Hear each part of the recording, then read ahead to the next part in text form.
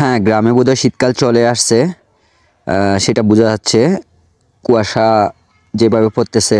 তো আজকে সকাল সকাল অনেক সুন্দর একটা পরিবেশ, চিন্তা করলাম একটা এই ছোট প্রজেক্টটা, এটা বিলের মাঝখানে, এই প্রজেক্টটাতে বেত দেওয়া দরকার, কারণ এটা বন্যার পানিতে ডুবছিল।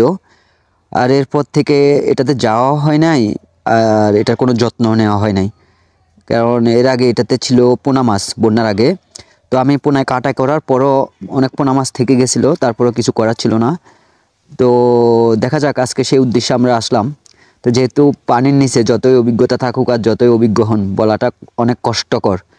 আরও একটা ব্যাপার হচ্ছে, এটাতে অনেক পানি, সবসময় একটু পানি বেশি থাকে, যার কারণে মাছ থাকলেও সব মাছ আসবে না। যেগুলা বাসমান বা উপরের স্তরের মাছ, ওগুলাই পাওয়া যাবে, কাতলা, বিগেট, সিলভার, এই ধরনের মাছগুলা। তো দেখা যাক কপালে কি আছে, যাই হবার হবে।